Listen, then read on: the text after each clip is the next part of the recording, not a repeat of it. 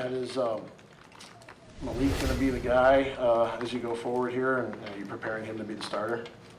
Yeah, if Jordan's not cleared, then we'll start Malik, and Sean will be the backup.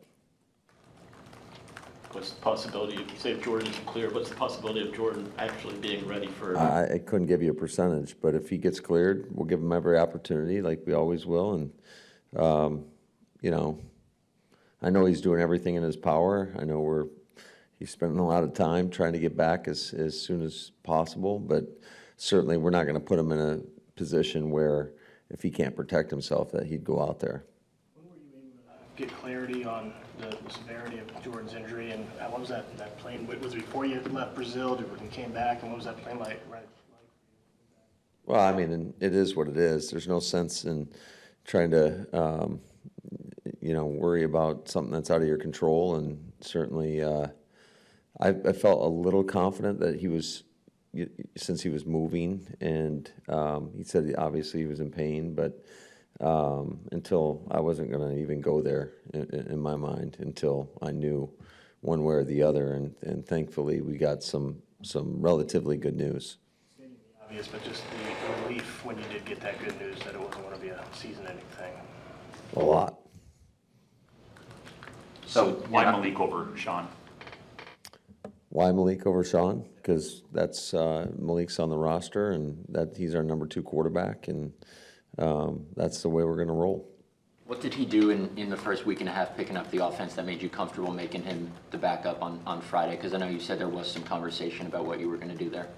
Yeah, I think he's put a lot of time and effort into this thing, and he's grinded. He's learned the terminology and is able to spit out the play calls, and we got confidence in him. And I think, if he's given a full week of preparation, a full week of practice, I got confidence that he'll go out there and perform at a high level. So I take it you guys aren't putting Jordan on IR? No. Was there any thought to bringing in another quarterback? No. Despite reports, it's crazy to me, like how people come up with some of these things, and I think you're always you explore every possibility, but at no point in time did we ever have any discussions with anybody.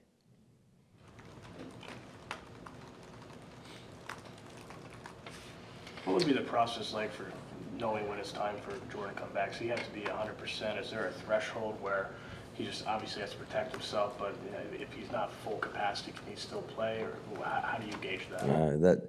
First of all, he's got to get cleared, and until he gets cleared, those conversations don't exist. So we will never put him in a position that to mortgage the short term for the future. You know what I'm saying? Like, if he can't protect himself, we would never do that to him or our football team. Why not bring in a guy like Tannehill, who's played a lot of games and won his share? Is Love already close enough, you think, where it won't be that long if it's multiple games? I don't know. I mean, we'll see. We're going to take it day by day, and I know, like I said, he's doing everything to come back. A couple of players post-game said you guys changed some stuff up schematically to get Josh Jacobs going. What exactly did you see that the Eagles were doing to maybe open some stuff up in the run game? I didn't know we changed. I mean, we went with our game plan. I think we blocked some things a lot better. I mean, I can't tell you how many times we had linebacker run-throughs that we didn't block the backer. It's hard to get going. And early on in the game, they were doing some line movement, and credit to them. And I didn't think we adjusted quick enough. But I think once we did get our runners going, we blocked their front much better. And give credit to Philly. That's a really good front. All those guys.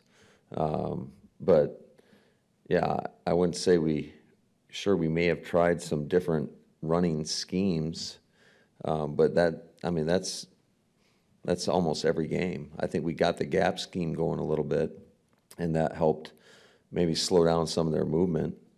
But I mean, we run our run schemes like, I wouldn't say it was a massive change-up.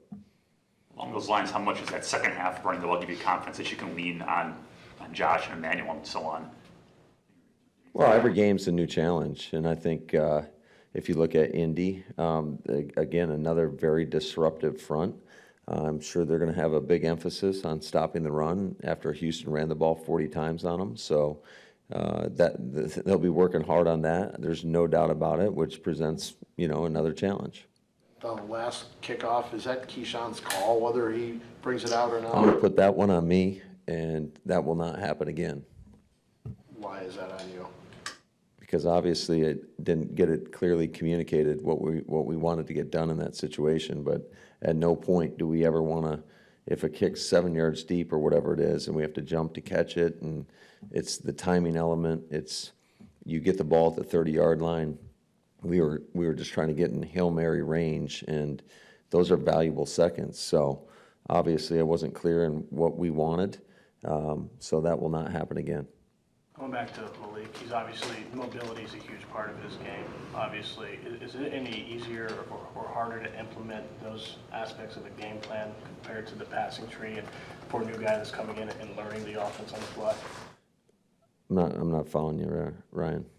I imagine that if building an offensive game plan around him will incorporate that mobility. Is that part of the game any easier or more difficult in the passing game to incorporate for a new quarterback? Well, I just think every game's a little bit different, and certainly you got to play to your players' strengths.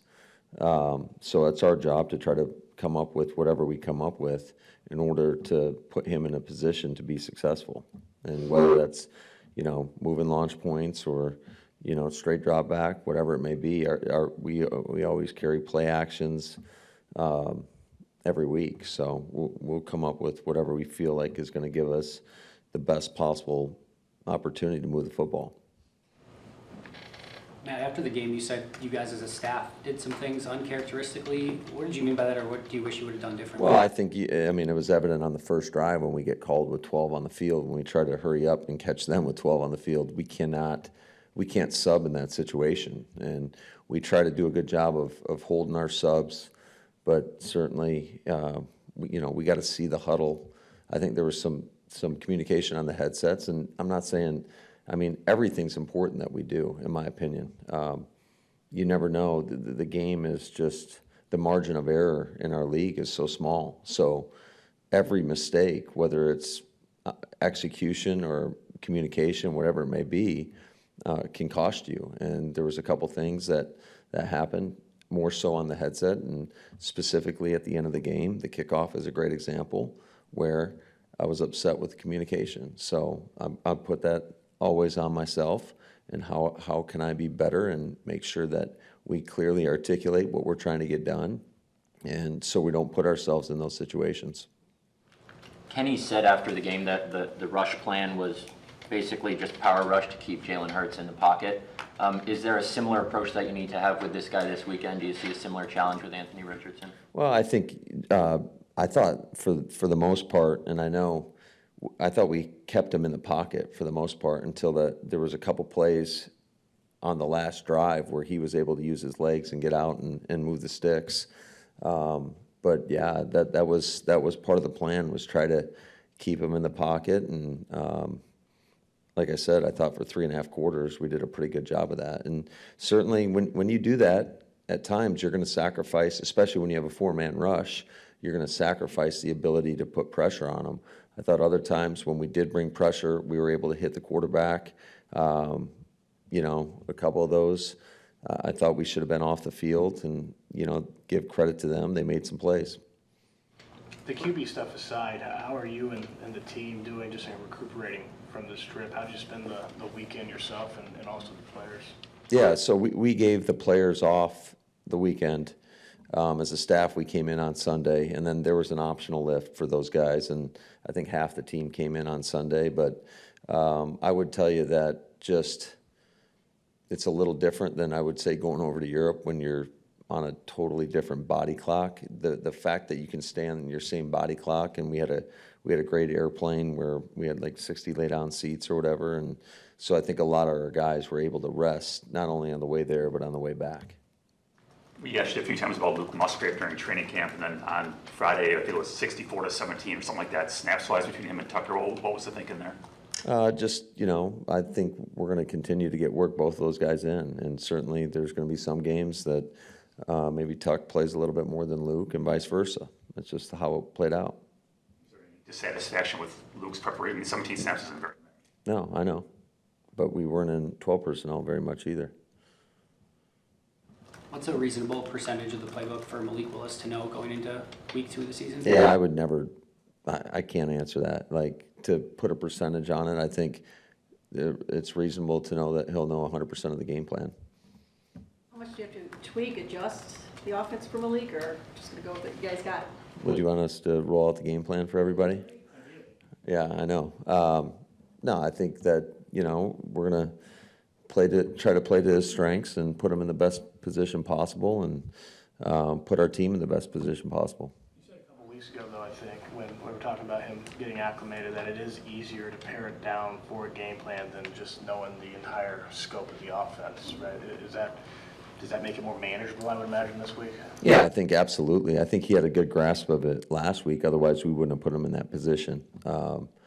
Otherwise, Sean obviously knows all the details, and we got a lot of confidence in him as well to go out there and be able to, orchestrate the offense and lead us. So, but certainly when you get into a game plan, it does pare down quite a bit. What did you think of your Ryan/Morgan rotation? I thought it was pretty effective. I mean, there's certain things that we can 100% do better, both guys, but overall, I was happy with it. I'm asking about this Sunday, but would you at some point like to settle on one guy and ride with them, or was this kind of obviously we're pleasure with John and Sean? I'd say it's pretty fluid. I mean, you guys saw us last year. I mean, we played both those guys the whole year, so. Matt, when you looked at the defensive film, obviously the 3 takeaways are a huge positive. What kind of bothered you the most when you went through that? Well, there were some bad tracking angles that we allowed them to pick up some, key first downs, I would say, where we didn't get off the grass. I thought all in all, our defense for the most part, I thought our run defense was pretty solid. We just got gashed on a couple runs where we weren't in the right gaps. We had a misalignment that really hurt us on Saquon. I think it was on his first touchdown. And there was just some detail there that we absolutely have to clean up and get that fixed moving forward, because we have another great back coming in here and another really good offense and great offensive line. Wondering, in the wake of the Tyreek Hill deal from yesterday, kind of an odd situation, does y'all have anybody in the staff who kind of talks to the players, whether it be during the offseason or whatever, on how to act in potential interactions with police like that? Always. Yeah, absolutely. Every year. The league sends people to every team around the league to try to educate us on that. Is that something maybe y'all will go over again this week based off that, or is it obviously during game prep and everything? No, yeah, I think we got a pretty good locker room. Certainly, I think that anytime you see something like that, it's a good reminder of I don't know what happened, so I really don't want to speak on it, to be honest with you. I obviously saw what happened, but I have no details of why it happened. From your experience in the past, obviously not here because your quarterback's been mostly healthy, but what's the key to getting a second guy ready, in season like this? Yeah, it's not the first time I've been a part of a team where we've had to rely on our backup quarterback. It certainly happened. It's happened here. I mean, yeah, once. LA or? No, in Tennessee. Yeah, Mariota got hurt week 1. We had Blaine Gabbert he ended up playing a decent amount for us that year. And, you just you gotta try to figure out what can put your team in the best possible position, what he feels most comfortable with, and get him the reps throughout the course of the week. Matt, how's Josh Myers feeling? I know that last play he also went down and looked a bit